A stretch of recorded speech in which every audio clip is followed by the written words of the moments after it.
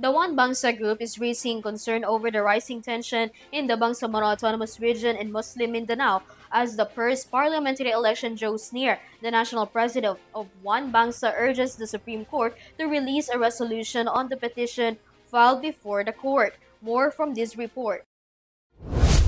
As the first ever parliamentary elections in the Bangsamoro Autonomous Region in Muslim Mindanao or BARM draw near, tensions in the region are mounting. Because of this, the One Bangsamoro movement or One Bangsa has called on the Supreme Court to immediately act on the pending petition concerning the BARM elections. Una, panawagan namin sa Supreme Court na aksyonan agad yung mga petition na naisampa sa kanila.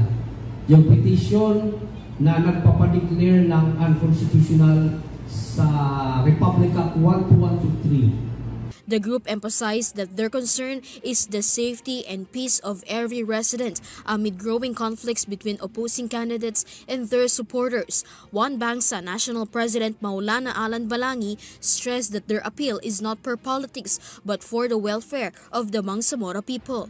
Pinangangambaan namin yan na mauuwi sa isang gulo at mauuwi sa isang hindi kapanipaniwala at hindi katali-talimang resulta ng eleksyon dahil doon sa mga petition na hindi pa nare-resulta.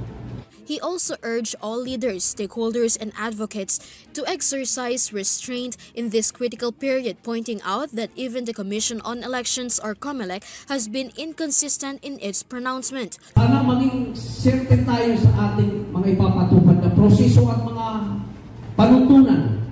Dahil nakita natin itong mga nakaraang linggo, paiba-iba yung kanilang statement. Balangi noted the need for a clear ruling, particularly on whether a temporary restraining order or TRO should be issued to temporarily suspend the elections. Recently, COMELEC chairperson Attorney George Erwin Garcia insisted that ballot printing for BARM polls will continue, fueling confusion among residents on what rules to follow. The poll body is set to print more than 2 million ballots in preparation for the October 13, 2025 elections. This is Criza Lopez for EuroTV News. Hi, this is Griza Lopez. Follow and tune in with our daily live newscast only on EuroTV News Threads official Facebook page. You may also catch us at Pinoy Extreme Cable Channel and on our other social media accounts. You may also visit our official website, eurotvph.com, for more news and information.